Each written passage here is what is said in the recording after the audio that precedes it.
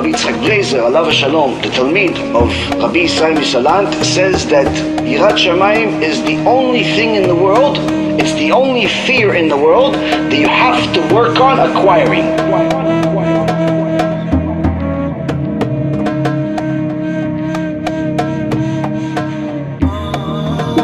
But the only thing that we should be scared of is HaKadosh Baruch Hu, and that's the one thing that naturally we're not scared of at all.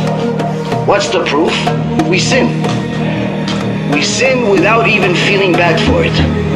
A person can simply spit in Hashem's face and not even feel bad about it.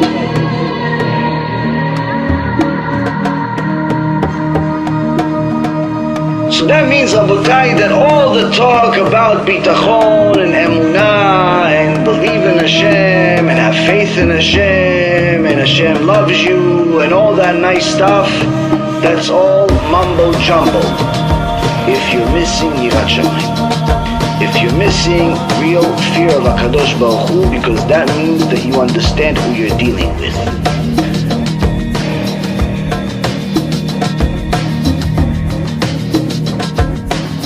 The beautiful part about Yirat Shamayim is that if you have Yirat Shamayim, you have fear of HaKadosh Baruch Hu, it will eventually lead you to bitachon.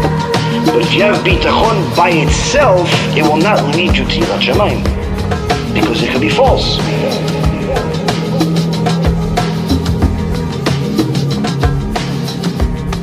We're scared of the unknown, the future. Oh, it's afraid of everything but Hashem. Hashem says, oh, you're afraid of something that's not me. As if it's in your control. The punishment for that is that I'll actually make what you're afraid of happen. That's the measure for measure. Now this, when you delve into it deeper, is actually scarier than it sounds. Meaning that when a person is afraid of something and it's not a Kadosh Baruch Hu, they're bringing the punishment on themselves. But even more so, by being afraid and not having bitachon, not having confidence in Hashem, not understanding completely that Hashem is the one that runs the world and He's the only one that decides whether success or failure will happen. We are only responsible for effort. By giving anything else other than Hashem the power to decide, we are in essence bringing a punishment on ourselves because we're limiting Hashem. Rabotai, fast forwarded. This happens in a lot of ways. HaKadosh Baruch Hu is fast forwarding things. Why? There's not much more time for us to do tshuva. There's not much more time for us to finally get the message and start working on ourselves. Because even if a person starts doing tshuva today and starts to actually take things seriously, starts keeping Shabbat, starts putting on tzitzit, starts learning. I'll tell you the truth, I never said this before, but I have to. There's no guarantee he's going to make it to Olam HaBa anyway. Do you know why? Because of all the filthy sins we've made our whole life. Meaning, let's say you keep Shabbat, keep Tarat Mishpacha. Excellent. Start learning. Amazing. Realistically, guys, there's no assurance we make it to Olam HaBa anyway. There's only one ticket. There's only one ticket that can give us a chance to actually get to Olam HaBa. Not 2, not 3, and there's no discount. The Gemara in Masechet Sanhedrin. They ask Rabbi Eliezer ben Orkinos, how do we make it at the time of Mashiach? It's war, depression, recession, anarchy, all types of stuff. How do we make it? Rabbi Eliezer ben Orkinos says a person should toil in Torah and Gemilut Chasadim. Meaning, philanthropy. What philanthropy does Hashem care about? Does Hashem care about you donating to some zoo so you could save an elephant maybe? Gemilut Chasadim Rabotai Ikarim means overwhelming kindness. The highest level of kindness is to save other Jewish neshamot from losing Olam HaBa. By spreading the truth of the Torah to them, by spreading the emet to them, uncensored, unhindered, and pure. This, Rabotai, is the only ticket that we know of that exists that can help us. And that's why in Sefer Yechezkel the prophet says, don't let your sins from the past be the stumbling block of your future. Get other people to do tshuva, Yechezkel says. Why? You don't have enough time to do it. This is why, Rabotai, doing mitzvot is no longer enough. Everyone here has to get at least 10 Jewish people to do tshuva this year. Every person here, and that's just the starting point.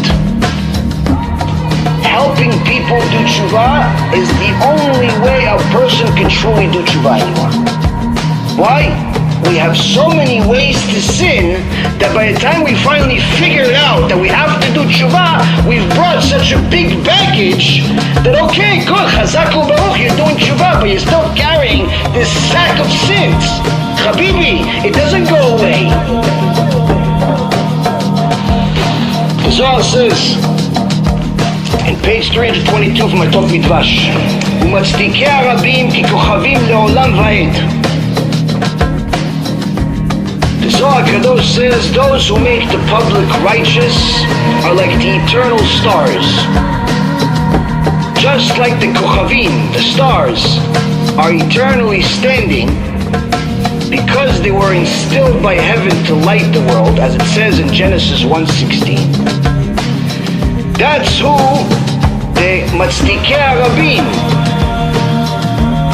are, according to Shamayim. Who are these Matzdikei Arabim? Who are these people that make the public righteous?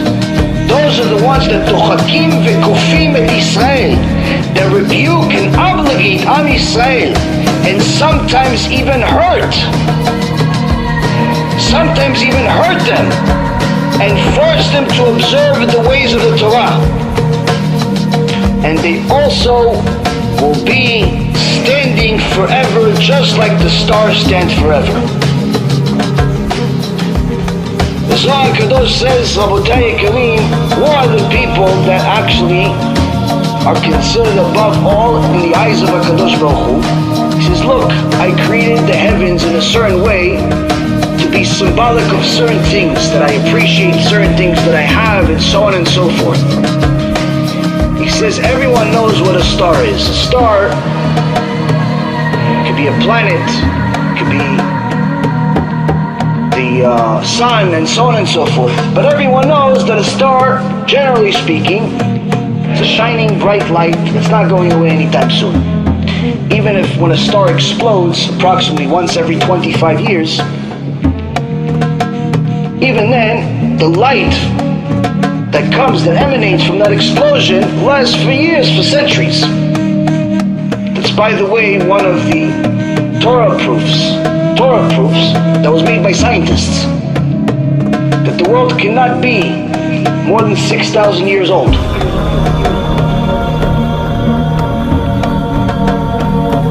This is why, Rabotai, doing mitzvot is no longer enough. Everyone here has to get at least 10 Jewish people to do tshuva this year. Every person here, and that's just the starting point. Helping people do tshuva is the only way a person can truly do tshuva anymore.